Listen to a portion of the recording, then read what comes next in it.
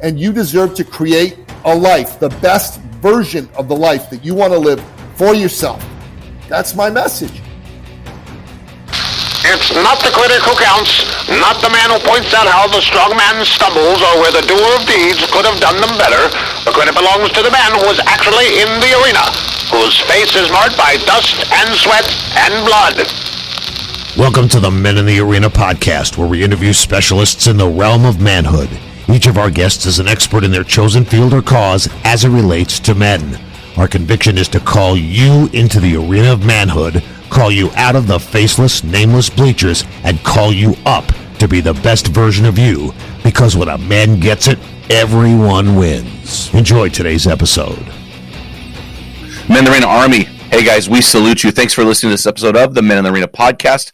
I'm Jim Ramos, your host for today's show, and today we are going to help you pull yourself out of a rut and regain your lost passion for life and your lost dreams. We know a lot of you guys out there are in the stress bubble of life. You're in the arena, and a lot of times we can't see the forest for the trees. So today's episode is really going to help you guys to maybe make some bold steps in your life. So I'm really excited about today. I'm really excited about today's guest.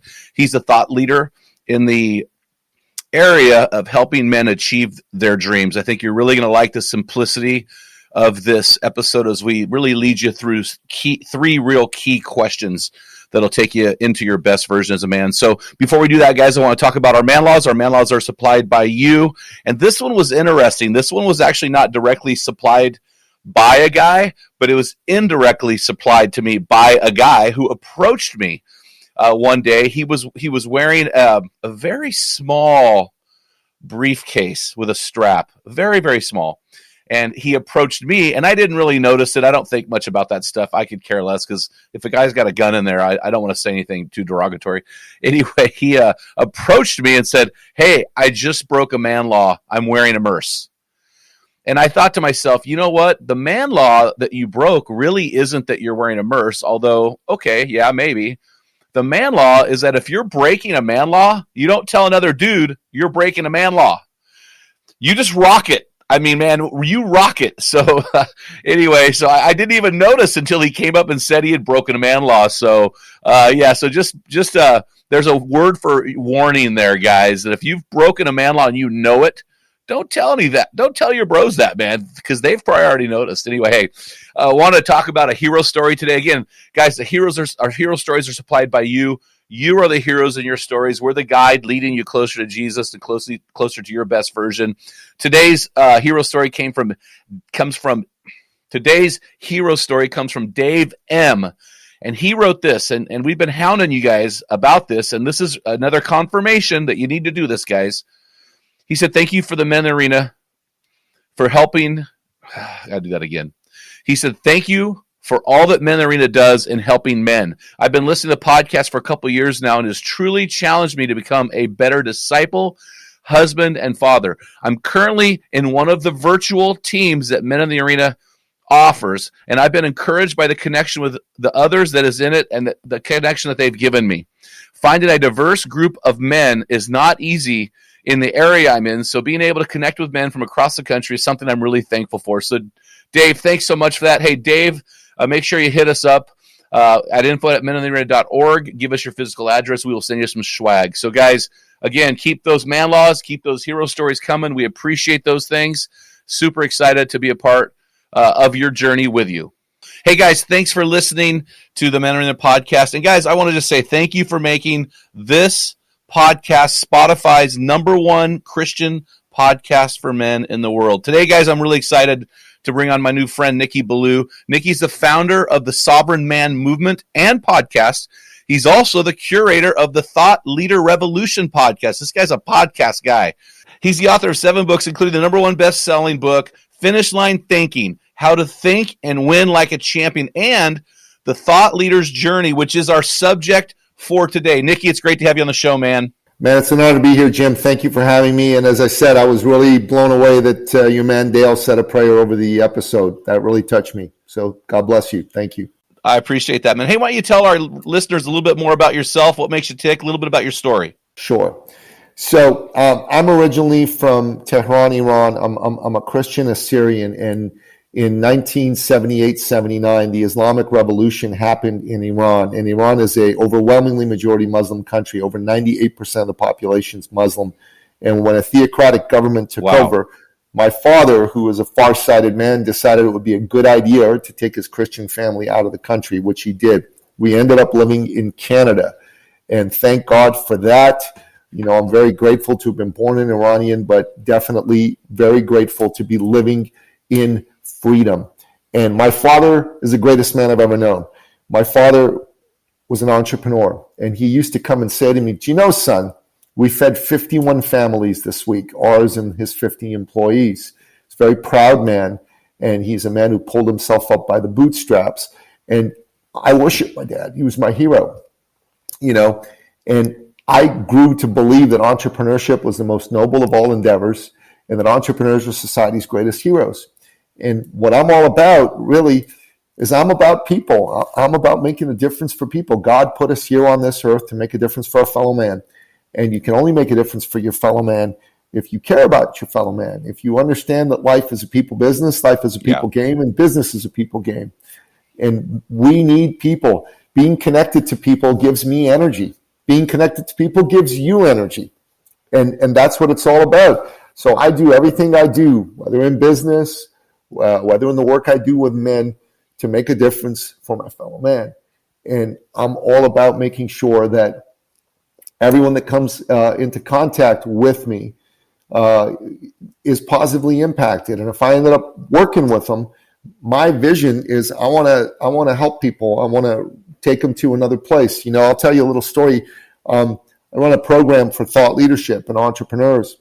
And I had a lady join our program, and she joined us after having been one of the top thought leaders in her space in the world.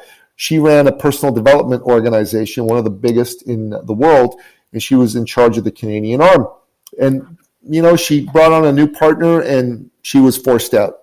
So for over a year, she was floundering, not knowing what she should do. She started working with us inside of our thought leader community. And in the first month, we helped her get to 10K a month, in the second month to 12K a month, and the third month to 18K. In the fourth month, she hit $62,200 in a single month. And she came to us, Jim, and you know, she said that was awesome. And she lived in the city of Ottawa, which is the capital city of Canada, and I live in Toronto. My son had a soccer tournament in Ottawa, and I drove him over there. And I called her up and I said, "Hey, so-and-so, listen, it's Nicky. And I'm here in Ottawa with my son. I know you have a son his age. Do you want to get together for lunch on our way out of the city?" And she said, "Sure." And so we did, and drove back home, and that was all great. And then at our next event, we have an opportunity for people to share their wins and to tell people what they're getting out of being a part of the community. And she got up and she started to cry. And I'm like, "Why is she crying? Did I do something wrong?"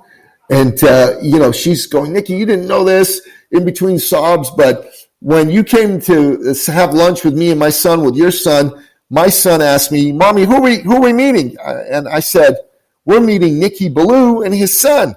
And she said, "Oh, Mommy, are we going to get to meet the man who saved our family?" And I just lost it, Jim. I lost it because she told me on stage, I didn't know this, that she hadn't made an income in 18 months. The bank was about to foreclose on their home. They were about to lose everything they owned. And we literally saved their family. And, you know, it humbled me because I didn't do that. God did that. You know, I was just the instrument through which he decided to give this woman a good message. And the other thing is, that's what I'm all about. I want to find more people like this woman to help. I want more families that need help and need a good, honest Christian man to come there and stand for them and make sure that they, you know, they get past this horrible place they're in.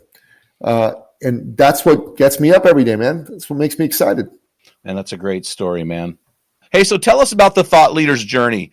That book seemed to be a book, you know, it was an allegory, and it was about you. So why did you write it? What was your reason for writing a book that kind of told your story in allegory form? Well, it's actually not about me per se. It's actually about a composite of a number of my clients. There's very little of my own story in there. I'm one of the I'm one of the guides in the book. But I wrote the book because I love the work of Og Mandino. Are you familiar with Og Mandino and his books? Oh, love him. I've got a whole library of his stuff. Yeah, he's great. The Greatest Salesman in the World is one of my favorite all-time books. It's one of my favorite all-time books too. And he also wrote a great book called The Christ Commission, which if you haven't read, you ought to pick up a copy of and read. And I wanted to write a book like that. Oh, okay, yeah. Yeah, I wanted to write a book like that. I wanted it to be something that really helped people come to a space of learning through story, because human beings learn through story. Story is a very powerful way to learn. Yep. So this book was written to impart some powerful lessons for how someone can go out into the world and their gift can shine. Their gift can be known as a result of who they are. So I thought, the story was a great one because the main character, Paolo, is somebody who a lot of people can relate to, right? They're working for the man. They're working for a big company in corporate America, corporate Canada, and they don't want to anymore. They want to go out there and they want to start their own thing. But they're scared. They're nervous. They don't believe. And this book was written to help somebody who's in that space say, hey, it's okay. Believe in yourself. God has put you here on this earth to do some great things. And these are some really great tips, tools, and strategies that you can bring forth into your life right now to help you get your side hustle going to the point where you can quit your job and do your business full time. Well, it's interesting because this book resonates with me because I went through this journey in 2011-12, and there are a lot of men listening to this podcast right now they can't see the forest for the trees. They're working a job they hate. They feel stuck in it. And this podcast is for those guys that, as the old adage goes, the only difference between a rut and the grave is the size of the hole and how long you're in it. And so I pulled some quotes out of your book, and I want to walk you through those quotes. And here's one of them that really interested me and I thought was really, really good. You said this: the truth is, and you're quoting the main character in the book, the truth is, I hate my job. When I was growing up, my dream was to be a successful entrepreneur, to gain a lot of knowledge and wisdom along the way, and to help people by mentoring and coaching them, and to write books and deliver talks and touch, move, and inspire others to be the best versions of themselves. What would you say to a guy who had that dream and it's become this very tiny little light and they can barely see it because they're stuck in a job that is hindering them, even though they're making a lot of money? So the number one thing I'm going to say to them is pray, because God has a plan for you. And if you get stuck in your own head, the chattering monkeys in your head are going to take you out, right? And we don't want you to let that happen to you. So number one, pray. Secondly, you got to believe. You got to believe. Tug McGraw, who's the father of the great singer Tim McGraw, used to be a baseball player. And in 1981, he was playing for the Phillies, and no one thought the Phillies were going to win the World Series because they were massive underdogs. And Tug went out there and he said, you got to believe, and you got to believe. You got to believe it's possible. You got to believe it can happen for you, and then you got to follow some mentors, folks like yourself, Jim, folks like me. If someone's listening to this and you don't have a good mentor, then that's why it's not working for you. You need to be taking some direction, taking some advice from somebody who can help you get past the negativity that's permeated through your soul. And lastly, be around the right people. We're human beings. We need people. We all need people. The last 2 years have been terrible because we've been isolated from people. So when we're around people, Jim, it's beautiful because people bring out the best in us. People have us stand up and feel like we're important, like we matter. But when we're alone, our own monkey brain is infected with a lot of crap. Yep. And that crap is going to just bring you down, make you believe you can't do it, and have you go into a space of, what's the use, rather than a space of, wow, look at what's possible. No, that's really good, man. Well, so I think the key here with these guys that are stuck in a rut, you were there, I've been there. I think a lot of guys are there. You said something in your book that was very powerful, and here's what it is. You said, quote, But the bottom line is that I'm following someone else's path and not my own. And something deep inside my soul is raging against it. I'm drowning that guy out with these voices that keep telling me I've got a great job, I've got it good, and following a dream is risky, it won't work out, and I'll be out on the street with no money and no savings. In other words, I'll be screwed. I love that. End of quote. So how does a man discover his unique path? How does a guy who's in a rut, who comes to you and says, man, I'm stuck in a rut, I need to find my path, what would you tell him? Well, I tell him to read the book, and I tell him to go through some of the exercises in the book, honestly. And I tell him he should go follow mentors who've been there, done that. Like, we've got a program we do for folks that's all about helping you discover what your great inner genius is. And there's a whole series of exercises we do in a workshop-like setting to get people to do it. And that could be a good thing for them to do. But if they don't want to do that, they could go find some other program. They could go find some other person's work. Don't try to reinvent the wheel. Follow a path that someone else has already trodden down upon, because that's the best way. You try to reinvent the wheel, it's not going to work too good for you. But if you go and you find other people who found a way through the exact same problem that you're looking to find a way through, that's the best way. Yeah, well, it's interesting. Early on in the book, your character asks, I think Nicky, the character Nicky, asks a question of what was the other guy's name? I can't remember right now. Paolo. Oh, that's right, Paolo. That actually reminded me of Paul Coelho's book, The Alchemist. You might want to read that too. That's a great book. It's kind of similar. Yeah, I read that. You ask a question. Isn't that a great book? It's safe. Yeah. It's awesome. Anyway, but it's awesome. You ask a question, and I want to unpack this question. So if I was in a room struggling because I'm in a rut, and you're going to ask me this question, I think this is a catalyst question for men. And here's the question. This is in your book. Are you willing to start dreaming again? Can you unpack that? Look, the last 2 years have been very instructive for a lot of us. And one of the things that's been instructive about it is that a lot of people have been forced to get out of their regular routine, right? They haven't been around people. They've been isolated. They've had to stay home and endure shelter-in-place orders and wearing masks and all that kind of stuff. There's a couple of things that could have you do. The first thing it could have you do is go into a bit of a depression because you're not around people. And for many of us, maybe most of us, that actually happened. But for the rest of us, right, what that could represent is an opportunity to sit down and think, to sit down and dream.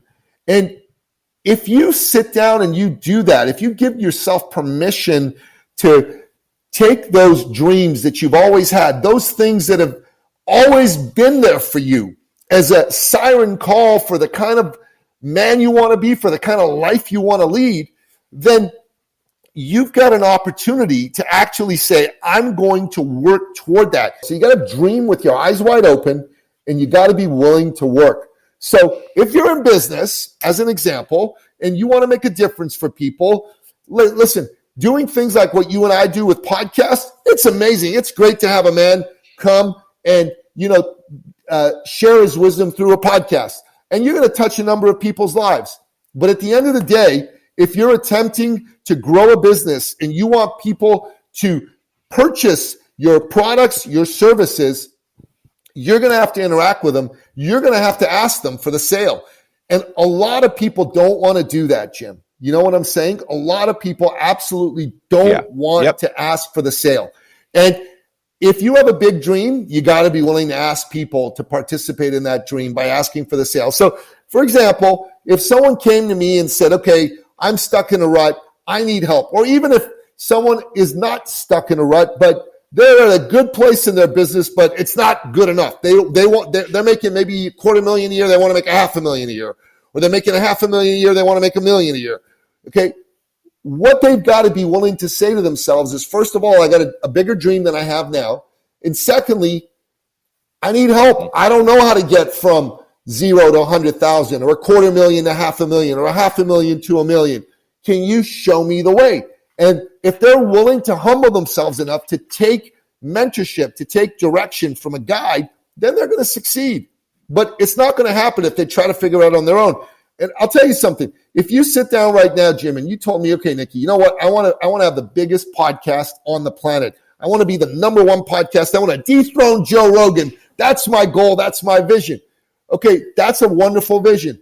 But I got news for you. Unless you go and you talk to somebody who has some experience with that, has helped other people do that, has done it themselves, figuring it on your own, your chances of doing that are maybe 1 in 1,000, right? Versus if you speak to a good mentor who's been there, done that, and helped other people do it, your chances go from 1 in 1,000 to 1 in 2.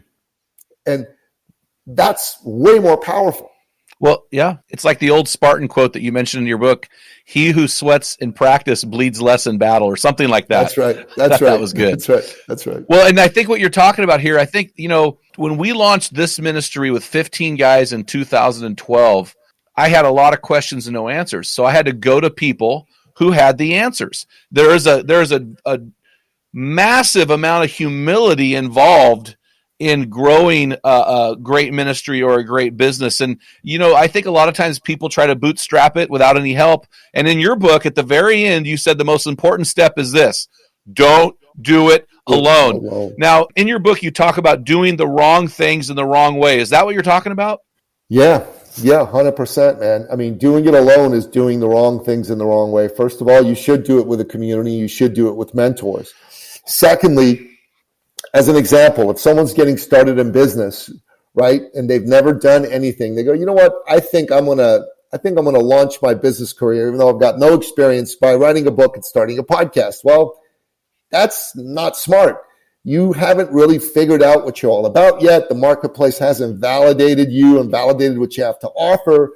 So if you launch a podcast without a real message and you write a book without a real message, it's going to result in nothing. It's going to result in nothing. People are going to go, I don't know, this dude's got a podcast, this dude's got a book, I don't know what it's about. He seems excited, but I don't know what's in it for me. Because at the end of the day, everybody tunes into station WIIFM. What's in it for me? Yeah, they want to be helpful to you, but they also want to know how what you have to offer is going to be valuable to them. And until you've had the time to go and figure out what your differentiator is, what's going to make you valuable to other people, no one's going to want to work with you. No one's going to want to listen to your podcast. So you got to figure out what is the right time to do what you're thinking of doing. And you got to make sure that you don't do something that may make sense a year from now too soon. It's interesting, for that guy stuck in a rut, sometimes it's not even about the dream, right? Sometimes it's not even about asking for help.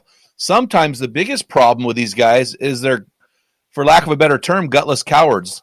Fear it's one thing that men refuse to talk about. General Patton, and you said in your book, said this: take not counsel of your fears. In other words, our fears can hinder us. But in your book, you said this, and I thought this was powerful, Nicky. You said, quote, "But deep inside, you're scared. You're doubting yourself. You see other people doing it, but you're plagued by useless questions. What if? What if? What if? It's impossible." You continue on. So how does a man step beyond his fears and into his dreams? That's a massive wall he has to carry. What do you recommend? Okay, so there's a mentor of mine. He's near the twilight of his life. His name is Justin Sterling.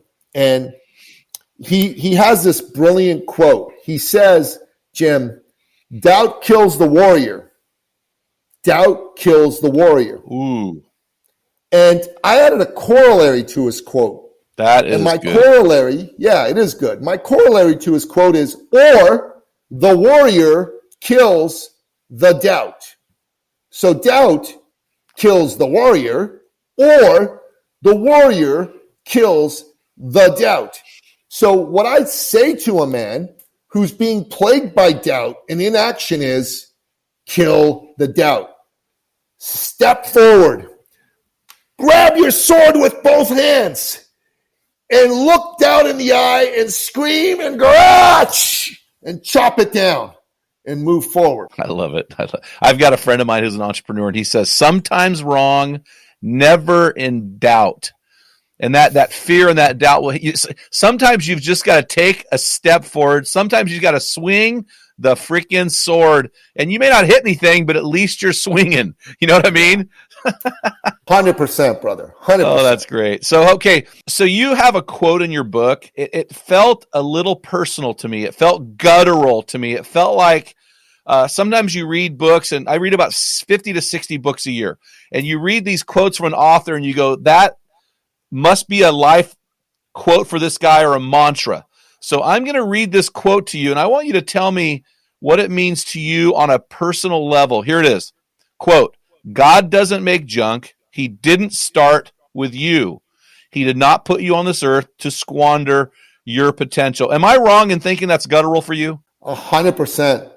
That is guttural. That is primal. I wholeheartedly agree. God doesn't make junk. God makes perfect beings in his own image.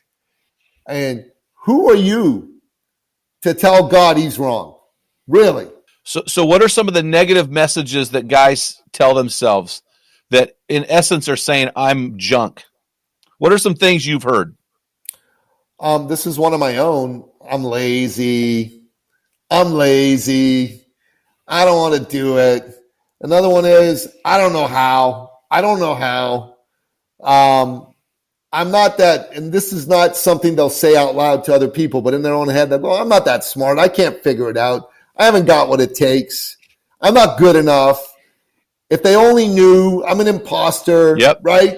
All that stuff. I mean, I've been that man. I've been that man that said that myself so many times. I'm sometimes still that man. You know what I mean?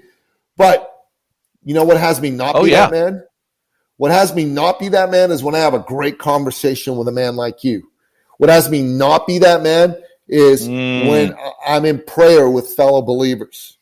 What has me not be that man is when I take the attention off me and I put the attention on someone I'm looking to make a difference. Yeah, that's really good, man. I'll tell you, for me, I for years thought I'm not smart enough. And I realized, you know what? Wherever God puts me is exactly where I'm supposed to be, and I should be there. And I think that's really important for guys. Listen, if you're listening to this podcast right now, if God has put a dream on your heart, you are supposed to be there. It doesn't matter if you're smart enough, tall enough, handsome enough, strong enough, educated enough. If God is telling you to do it, just say yes. You're supposed to be there. So, Nicky, let's get practical with this book. Because in the book, you ask 3 questions. And guys, I'm going to put these 3 questions, I'm going to put them in a blog that's going to come out the same week that we upload this podcast. Because I think these are so powerful for you as men if you're trying to figure out what dream that you're going to pursue. So these 3 questions are so simple, Nicky, but they're so profound. They're weapons in the hands of a dreamer. And so I'm going to ask you about these next 3 questions. And I want you to walk these guys through some practical ways they can rediscover their dreams. Okay, are you willing to do that? Yes.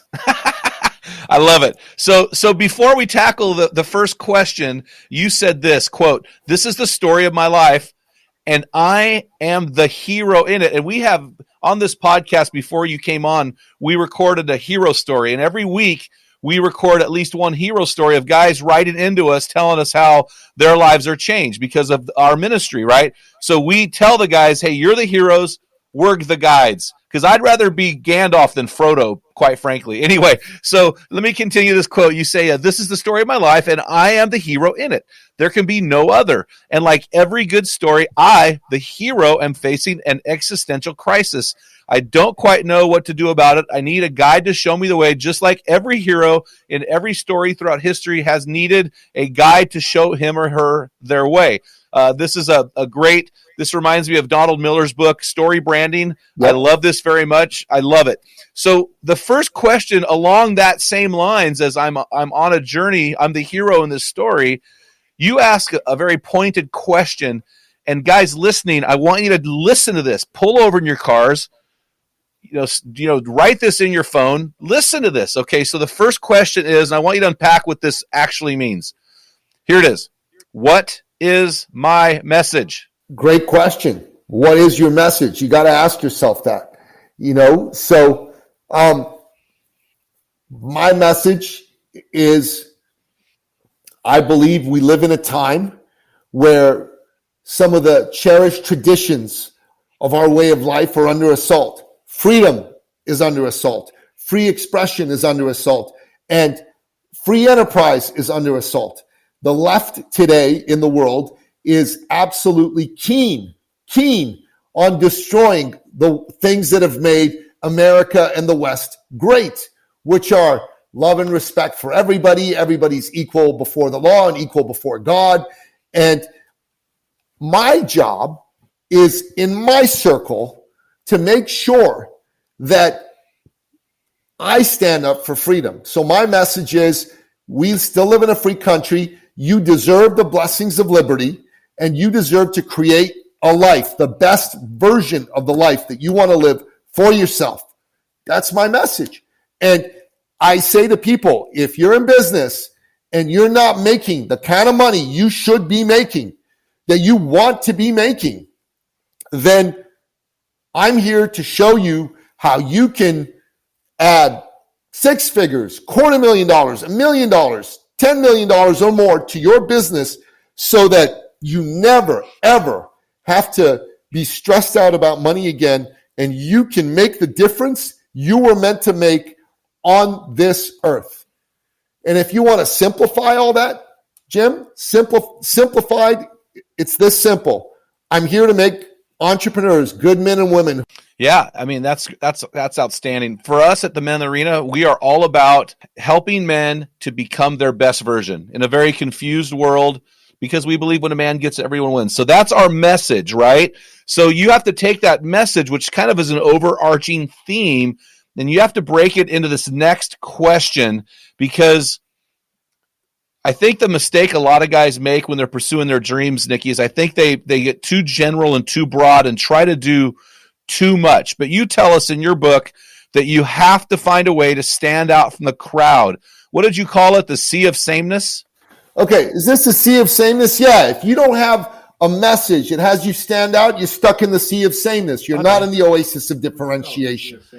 Okay, you've got to have a message that scratches an itch. Now, so Jim, you've got a message that scratches an itch. There's an itch out there among men. They don't know what the heck's going on. They're confused. They're lost. And what you're saying is, hey, I'm going to have you live life as the best version of yourself as a man. That's going to appeal to men. Now, for me, if I'm talking to an entrepreneur and the itch is that they're not making the kind of money they want to be making, they're stressed out about it, the itch I'm going to scratch is, don't worry about it. Your money issues are done. They're handled. So that's the second question, guys. So what is your message, right? The second question is, what itch does it scratch? So what unique niche will you scratch? What niche will you have in the marketplace? What will you do that will set your dream apart from all other dreams?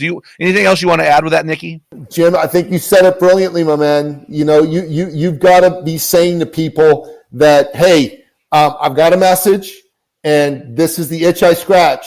Do you have this itch? Period. You called it intellectual property, right? I need to start producing. I take the sword and start swinging. So I'm producing this intellectual property. Where am I putting that? How are guys getting it? So you've first of all, you've got to create it, right? Yes. So there's a process we teach people about how to create your IP in a structured way. So you got to actually have it.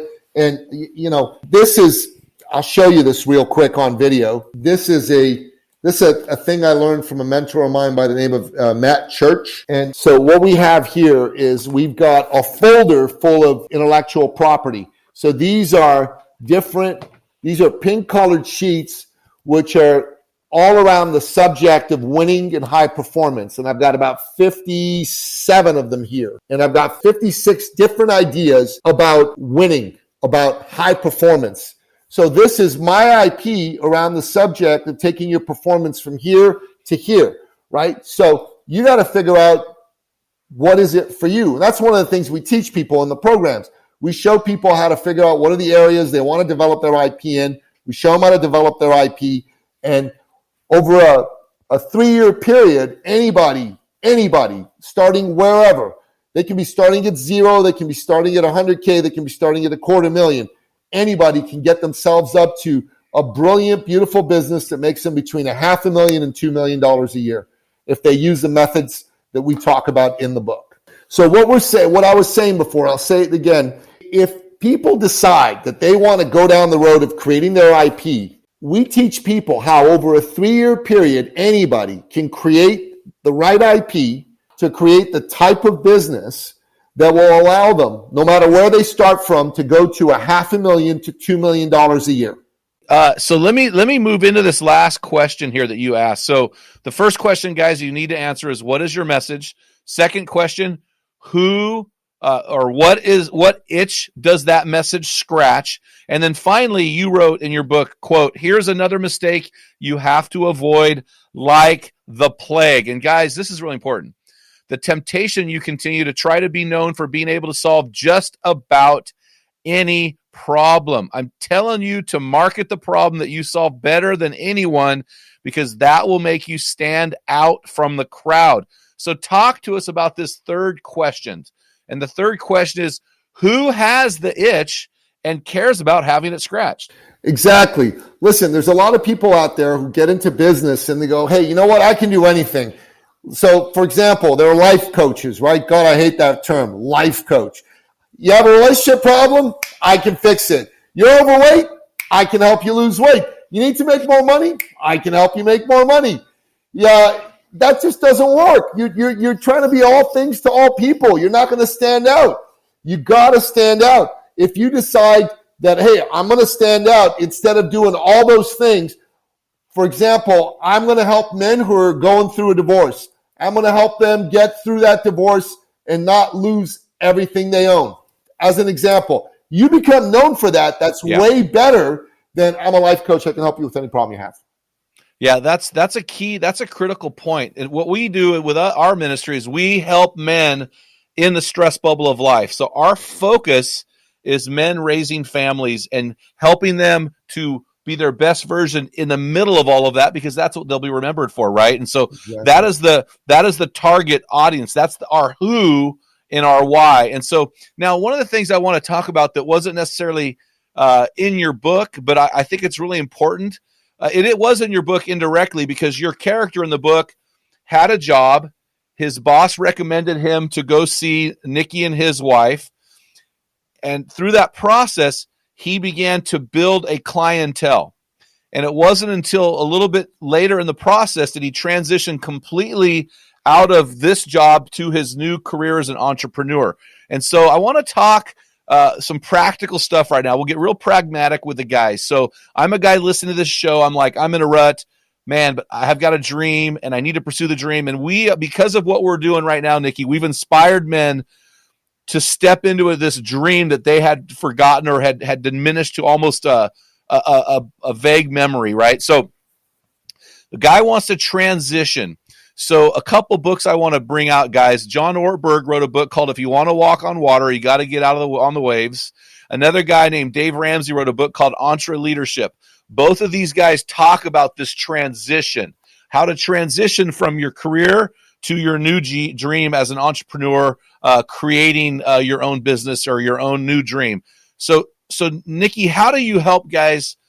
What would you say to a guy who says, yes, I'm going to overcome my fears, I'm going to overcome my doubt, I'm going to launch this new venture, I'm going to follow the 3 questions, what is my message, what itch does it scratch, and who cares about having this itch scratched?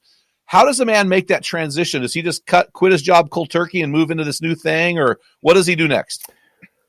Look, if you're a man and you have a family, my advice is build it as a side hustle first, okay?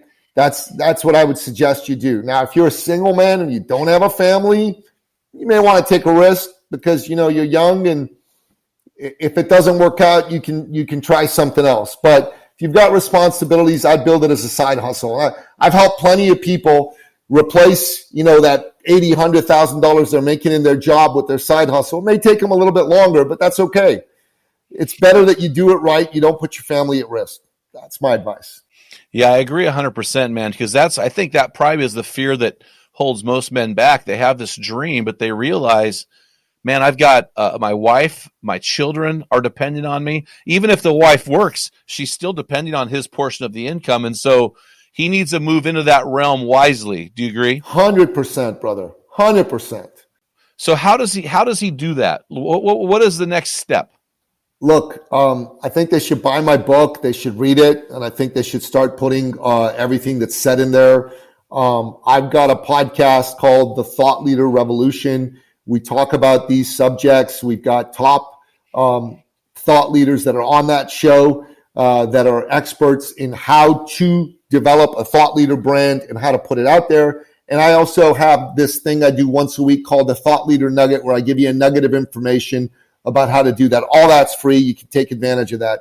Now, if you want to go beyond that, if you actually are already in the process and you're like, I'm ready to take this to the next level right away, the other thing they can do is they can jump on a call with me. I've got a link. It's on my website, eCircleacademy.com. It's on the top right-hand corner. It says book a call, book a call. Let me know you came from the Man in the Arena podcast, and I'll make sure that you bypass all the usual kind of application gatekeeping type stuff that we have in there, and I'll just do the call with you, and we'll step into what you're trying to accomplish for yourself and for your family, and I'll lay out a blueprint for you. And it's a free call. There's no charge for any of this. This is all complimentary. And if you need more help than that, and you want to look at some of the things that we do that we charge for, we can have that discussion too. But I'm just giving you all the stuff we offer for free right now. Well, that brings up another point. You talk about this because I want to be careful with these guys, because our audience are guys 30 years old to 55 years old, Christian guys. I appreciate the entrepreneur spirit. That's what led us into this ministry. But you talk about something, and you talk about it pretty aggressively in the book, called the generosity muscle. Can you unpack that and why that's so important as a guy launches into this new dream? So look, there's a man named John Rule. He's a Christian man. He wrote a book called Giftology. And in that book, he talks about how as human beings, we just shine when someone thinks enough of us to give us a gift, to give us a well thought out gift. And I think that's super, super important. If you want to create a connection with your fellow man, think about what you can give them. And the impulse to want to give is a godly one. I mean, in the Bible, it says that to the person that gives, much is given, right? So if you're someone who wants to be successful, you want much to be given to you, well, you need to be a giver. Givers gain, to quote Ivan Meisner. Yeah, it's a powerful, powerful thought. You wrote, society has conditioned us not to give too much as if it would hurt us. Yeah. And I agree with you. I actually read that same book, Giveology, and I thought I'm reading the book going, this guy's got to be a Christian. He doesn't say it in the book, but yeah. I'm going, this guy's got to be a Christian because only a Christian would think like this, Yeah. And it's just so powerful, guys, that we need to realize that at the end of the day, we are helping somebody scratch an itch. We're helping another person become a better version, better entrepreneur, better father, better husband, better whatever than they were before they met us. And it's all about giving, guys. That's a biblical principle that's so important for us as men to understand. So, man, Nicky, I really appreciate all your wisdom today. Is there anything else you want to add in conclusion? You've given us your contact information so our guys can have access to your books and your resources. Anything else we might have forgot to mention in this podcast? I don't think we forgot to mention a darn thing, Jim. I really appreciate your time. My question for you and for Dale is, how can I help you, man? No, I appreciate that, man. Hey, guys, let's get our boots on the ground, man. Thanks so much, Nicky, for taking the time to share your wisdom. And it was really, your book is a short read. It's an easy read. It's an engaging read. So, guys, I want to really encourage you to pick up that resource. That'll really help you on your journey to your best version. So let's get our boots on the ground, guys. What is the next step for you guys in a rut? For you guys who feel like you're stuck, what's the next step? And here it is. Here's your boots on the ground moment today. I want you to send out a probe. This is what the Quakers used to do. Start with something small and begin to experiment with it. Create some intellectual property. get a group of people around you and test out this stuff that you're producing and see if it's really something that has value and it's scratching an itch. The only way you're ever going to know how to accomplish this dream, guys, is to start swinging the sword. So get out there, answer those 3 questions that we talked about earlier. What is my message? What itch does it scratch? And who is the one who needs that itch scratched? If you answer those 3 questions and get going, send this probe out and see what happens next. Guys, make sure you head on over to meninthearena.org, grab a free copy of my book, Tell Them What Great Fathers Tell Their Sons and Daughters. And while you're there, make sure you click the Join Our Program button and get involved in one of our many virtual teams that happen all around the world. Until next time, feel the wet sand on the arena floor. Hear the deafening roar of the crowd. Taste the sweetness of victory. Smell the stench of battle. Get in the game. Get dirty. Grind it out. And be a man.